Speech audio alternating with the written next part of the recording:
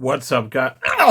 What's up, guys, and welcome to my review for Mission Impossible: The Final Reckoning, which was originally supposed to be titled Dead Reckoning Part 2, but they decided to change the name of the past film. It's not Part 1 anymore, it's just Dead Reckoning, and this is The Final Reckoning. And it's the sequel to the last one, obviously. They're like hand in hand. It's the same story. It's very much a part 1 and part 2. So I could see why they changed the title, but at the same time, I'm not really bothered by it. This film is the 8th movie in this series, and it's almost 3 hours long. The last one was about 5 minutes shorter than this. I don't think a lot of people realize that the previous movie was only about, like I said, 5 minutes shorter. And this movie is like, 2 hours and 49 minutes? I don't know, something like that. And regardless, you're going to be in there for over 3 hours with the previews. This is a huge movie, a long film with characters that are pushed to the limits throughout the whole entire film, mainly Ethan Hunt. Tom Cruise proves he is a movie star in this movie. He's proved it time and time again. But this film should get him on like Mount Rushmore or something. His performance, his physical performance, like his stunt work, the action, everything he's doing, life-defying stunts by hanging off of a plane or submerging himself underwater. He is going for it in this movie more so than ever before, it felt. The stakes are higher than ever in this one. And I think that that is a bit of a negative for me. I think the film takes itself just a wee bit too seriously.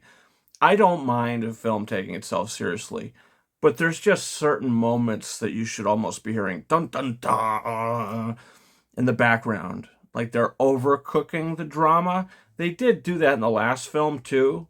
This film, they overcook the drama a lot more. But there is some moments that really work. Like, I'm not even saying the overcooked stuff doesn't work. It worked. They achieved what they were going for. I just feel like that they were overachieving in certain moments where the tension was just so high.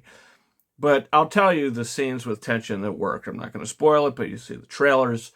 This scene in the poster is jaw-dropping. You see it, and it starts, and you're like, okay, this is good. And then the scene progresses, and then it progresses, and by the end of it, you can't breathe either. And the other scene that really had me on the edge of my seat was the scene with the submarine. You've seen the submarine from the first film. It's been in the past movie. It's in the trailer for this. You know what he's got to do. You see this movie. You saw the last one. You know what he's got to do. He's still trying to complete the same thing he was trying to do in the last movie. So you see the film wrap up a lot of loose ends that first movie left up, including the character of Gabriel, who I don't mind the guy's performance. I just don't really like the character all that much. I think he's kind of cheesy. And the entity itself is cooked up to be the worst thing in the world, really. And what it's capable of doing are the worst things in the world. So you just kind of have to go with it. It's kind of cheesy, sure, because some of the lines are like, it is written. It has been written. You know, like it kind of can see the future in ways. That was a little ridiculous for me. But in the previous film, I had the same issue. It carries on to this one because it's the same story. But it did wrap up nicely.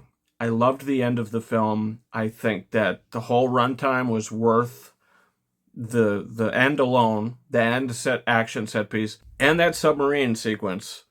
You know, you have both of those things, you're going to have a good time. I mean, you're going to see those things and you're like, okay, this is a good movie. Just because Tom Cruise is putting his life on the line every single time.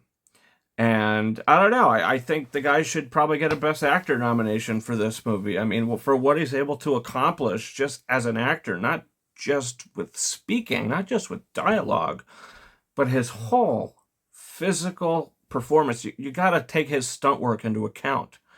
Somebody's got to take his stunt work into account.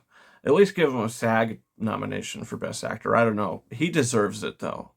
He's the star of the year. There's no topping Tom Cruise right now. This guy is doing things that Hollywood does not usually get. And he's one of the only people that bring this true kind of cinema to a theater, like Christopher Nolan, Ryan Coogler, these directors that bring cinema.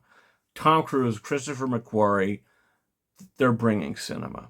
And I think the film coming out that's directed by the Top Gun Maverick director, that A1 film or the F1 film, I think that has the potential to be something special as well. My thoughts and overall score for Mission Impossible: The Final Reckoning. I liked this film probably the same as I liked the last one. They go very hand in hand, I think, even though the stakes are even higher in this movie. I still think Fallout is the best. And then you have Rogue Nation, which is the second best. Probably say Dead Reckoning is 3 and Final Reckoning is 4. Ghost Protocol 5. That's kind of where I'm going to put the top 5, I think. But yeah, this is a great movie. And it's a 4 out of 5 star film for me. Is it a little too long? Sure. Are there maybe 2 action scenes that I thought probably just could have been cut from the film? Sure. Did I love the character progressions? Yes. Did I love the action? Yes. Did I think the film was entertaining? Yes. And did I feel it? And did I feel the stakes? And was I invested? Yes, I was. So that's my review for Mission Impossible: The Final Reckoning, guys.